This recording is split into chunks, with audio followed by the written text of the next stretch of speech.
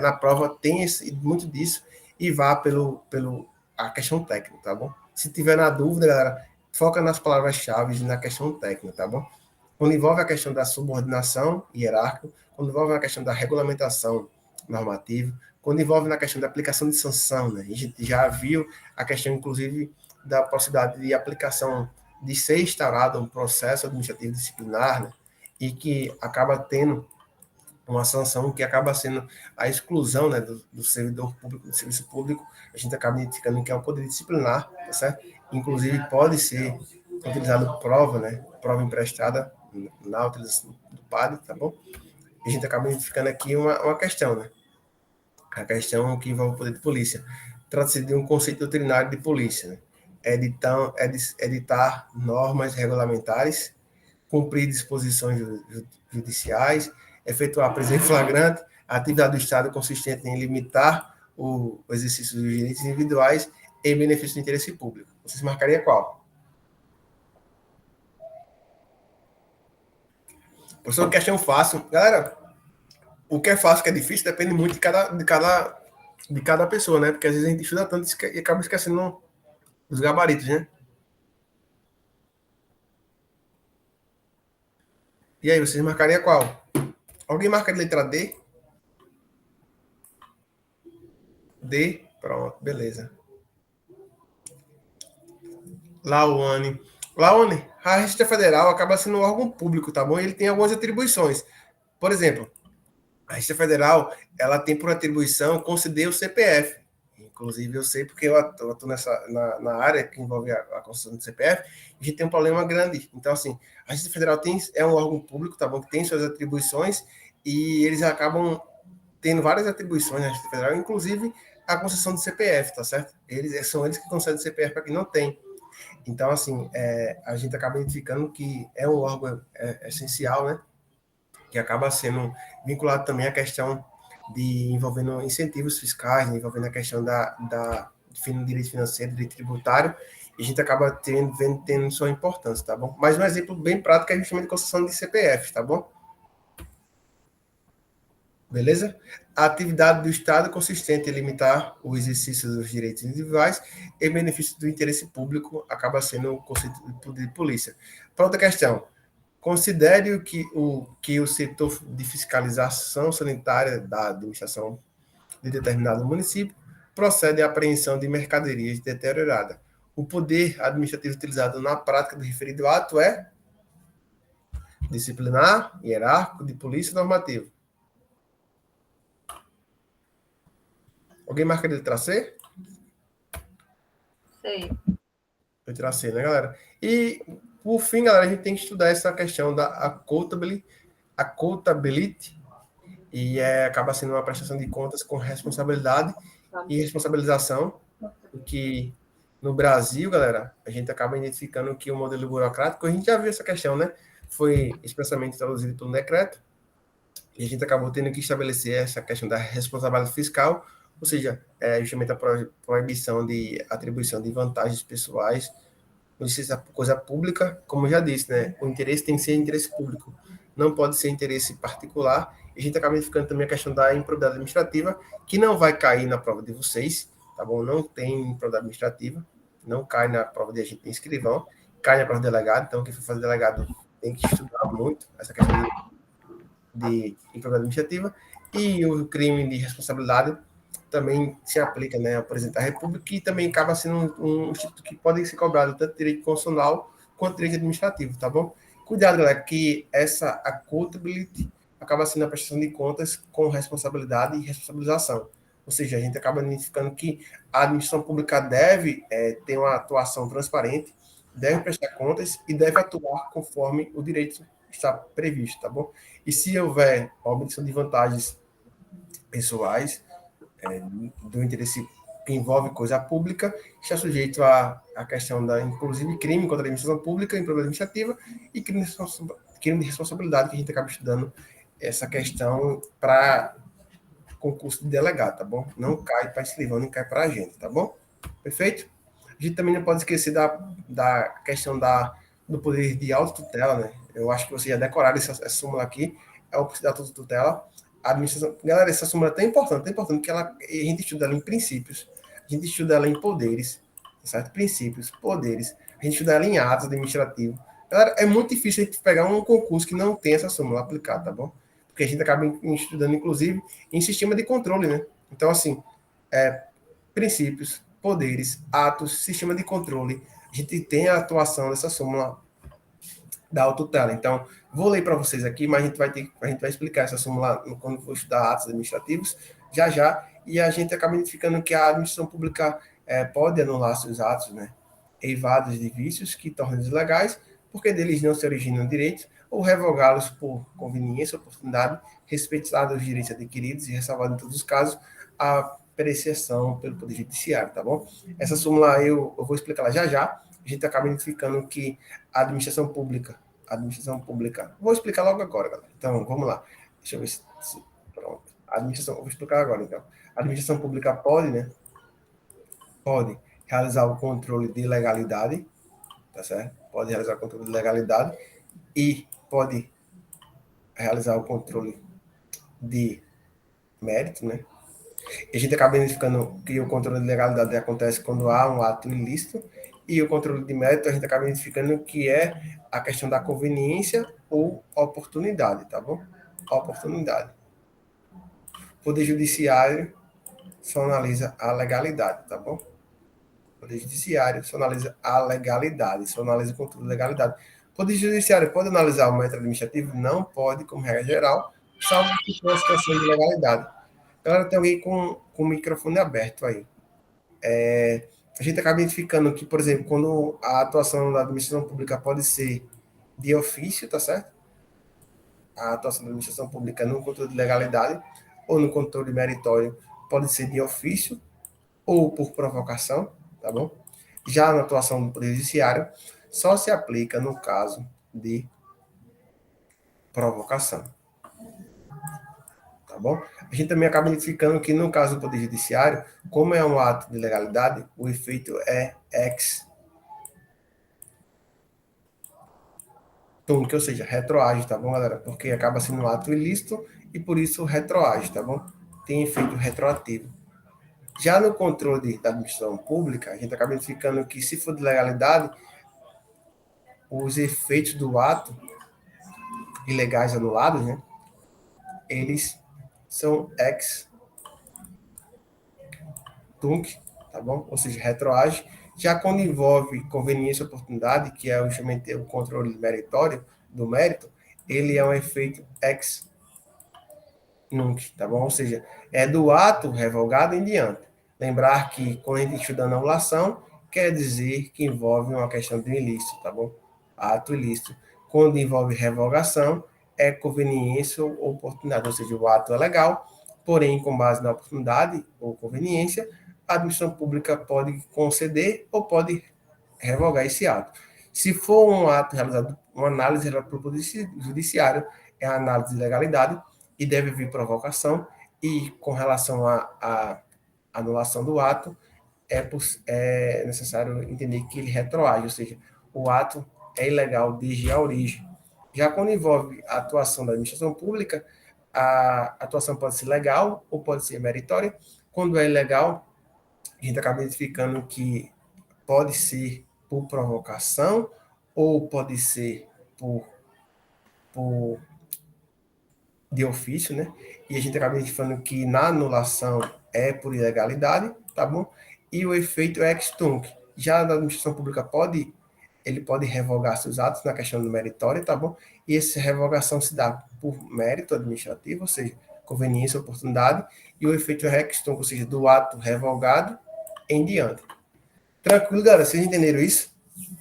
Professor, não entendi nada. Galera, eu já expliquei essa questão. Acho que toda aula que eu dou explica essa questão, porque toda aula que eu dou explica essa questão desse princípio da autotutela, tá bom?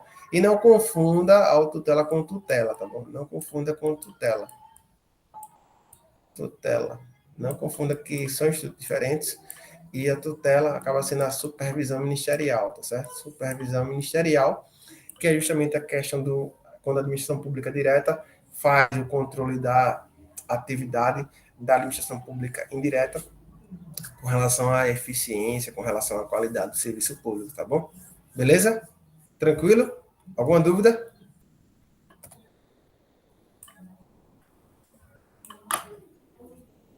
Não? Então, beleza, galera. Então, aqui, galera, fica essa tabelinha para vocês memorizar, tá certo? Qual a diferença de cada um. A questão do ato vinculado, né, poderes vinculados, justamente a questão de você cumprir com os objetivos, né, requisitos, elementos necessários, objetivos são validados. Com relação à discricionalidade, acaba sendo a questão da margem de escolha, né, margem de liberdade e conveniência e oportunidade. A gente acaba identificando. Com relação à questão normativa, é o poder de regulamentar, né, tem caráter geral e abstrato, né, e efeitos externos. Com relação ao poder hierárquico, a gente acaba identificando que justamente envolve a questão da subordinação, né? Ou seja, um agente superior acaba podendo realizar essa relação com o agente inferior, agente subalterno. A questão da disciplina, a gente acaba identificando a possibilidade de apuração de infração administrativa e aplicação de penalidade administrativa. A gente acaba identificando que isso se dá com vínculos especiais ou que estabelece, né, a questão de um controle, né, interno, né, com uma questão da disciplina interna. E com relação ao poder de polícia, a gente acaba identificando a questão da limitação de exercer liberdades individuais ou de uso da propriedade privada em face, né, do interesse público. A gente acaba identificando que se aplica ao particular, tá bom? Galera, isso aqui vocês vão ter que ler umas 1000 vezes, tá certo? Que acaba sendo um resumo muito bom. Quem quiser, galera, depois imprimir só essa parte e bota no quadro de casa, na frente do computador, essas coisas, porque é um assunto que cai muito, tá bom? Poder de polícia. É um assunto que cai muito e a gente acaba vendo muito em prova, tá certo? Alguma dúvida com relação ao poder de polícia, galera? Alguma dúvida com relação ao poder de polícia? Vocês entenderem porque eu deixei o poder de polícia para ficar por último, porque é um poder que acaba sendo um pouco extenso, a gente tem que estudar, tá certo? Alguma dúvida? Não? Nenhuma dúvida?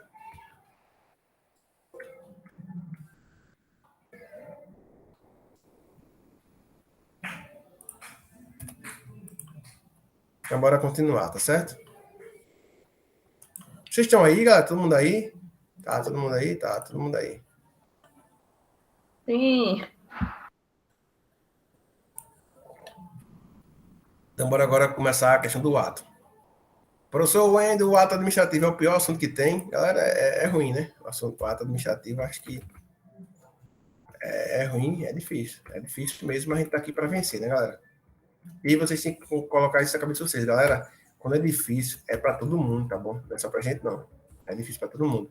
Eu tava falando hoje com a 02, né, do CFO, a gente tá treinando junto, e ela me disse assim que ela falou, não, mas a questão da parte do terceiro bloco, né, do CFO daqui, foi difícil para todo mundo, tipo, ninguém sabia como é que ia cair. Eu estudei, mas eu não estudei daquela forma, então assim, e ela disse, não, olha, todas as fases do concurso público acaba sendo difícil para todo mundo. Então, assim, a prova objetiva, o próximo objetivo, o TAF é difícil para todo mundo.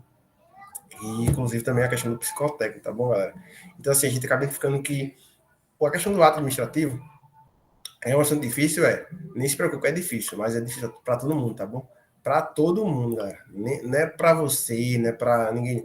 Não se compare com ninguém, não se considere burra, tá bom? Não é isso, não, porque tem assunto que é difícil, tem assunto que é complexo, tem assunto que cai muito em prova, tem assunto que a gente não esquece, não se lembra. Então, assim, por isso que eu digo, reta final, a gente tem que revisar muitas coisas, a gente tem que aprender muita coisa, tem que focar muito, porque acaba sendo a última etapa para a gente dar o gás. Então, assim, depois da prova objetiva, a gente vai dar o gás em outras fases, né? Mas, assim, a gente tem que focar muito, tá certo? E um tema que eu acho que vai cair vai ser a questão do ato administrativo. Caiu na PC Ceará, caiu na PC Paraíba, caiu na PC de Alagoas. Então, assim, cair, deve ter caído também na PC de Rio Grande do Norte. Então, cai muito, muito, muito. Aqui da Paraíba, eu acredito que vai ser bem difícil, assim, porque não sei como é que vai ser a estrutura, mas de 2 a 4 questões com uma lei estadual vai ser difícil, né? Não sei como é que eles vão mesclar, mas eles podem conseguir, galera, mesclar colocando lei estadual, por exemplo. Né? Então, assim, a gente tem que estudar as mais variadas formas, tá bom? Conceito, viu? Galera, inicialmente a gente acaba para facilitar a compreensão, né?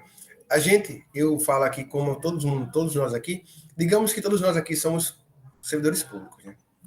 A gente, por exemplo, na GL, Bárbara, Tamara, Valéria,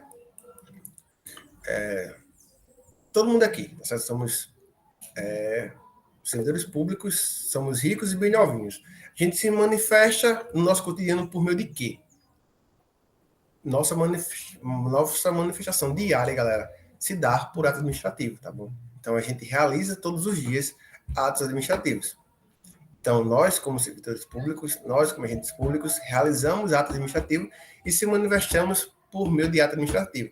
Lembrar que a gente acaba identificando que a nossa manifestação se dá, né? Acaba sendo uma manifestação do nosso ente que nos remunera, né?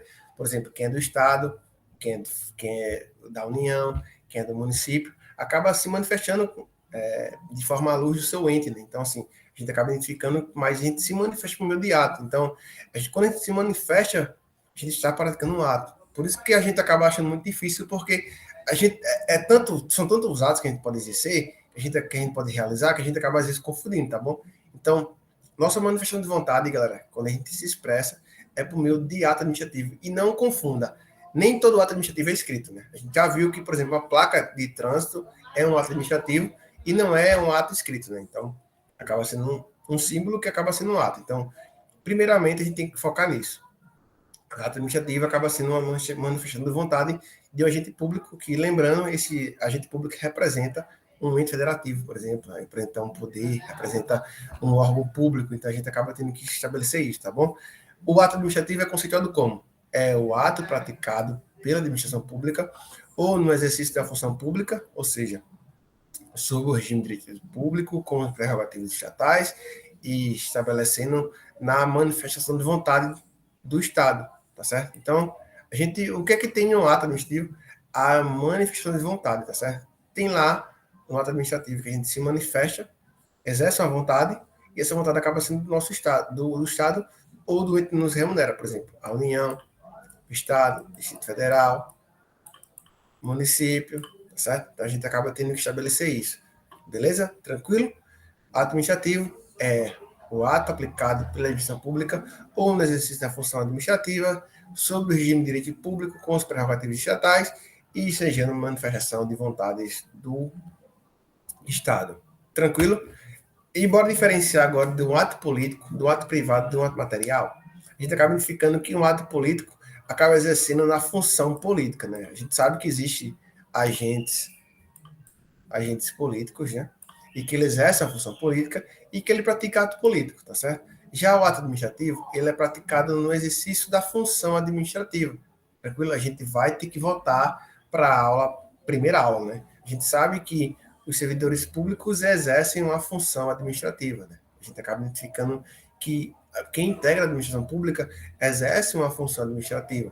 E os atos privados, né? Os atos privados estão relacionados com o direito privado, né?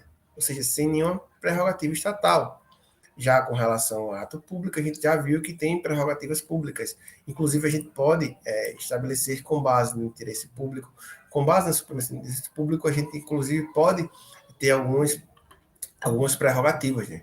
E essas prerrogativas são interessantes para a gente conseguir garantir esse serviço público com qualidade, que a gente possa garantir a supremacia do interesse público. E os atos materiais, galera, não tem vontade, tá bom? Não tem vontade. Eles não expressam vontade. São atos materiais, são atos que a gente acaba identificando no nosso cotidiano, que não tem vontade, diferentemente do ato, né, administrativo que tem vontade. Ou seja, a gente exerce uma vontade, né, realiza um ato administrativo, a gente realiza esse ato administrativo com regras de direito público, com prerrogativas estatais. Inclusive, galera, a gente acaba identificando que no ato administrativo há uma presunção de veracidade e uma presunção de legitimidade, ou seja, o que está no ato administrativo, como regra geral, presume-se verdadeiro, presume-se legítimo, presume-se de acordo com o direito. Quem quiser impugnar esse ato administrativo tem que provar que esse ato administrativo é irregular, né? Mostra que não é verdadeiro, mostra que não tem legitimidade. Então, preciso ver a dimensão das prerrogativas. O Wendel Alves, servidor público da Paraíba, exerço um ato administrativo e esse meu ato administrativo tem presunção de veracidade e tem presunção de legitimidade. Ou seja, tem presunção do que eu falar ali está de acordo, né, com a realidade e está de acordo com o direito. Nossa, como é isso, professor? É incrível, né? Então, assim, a gente acaba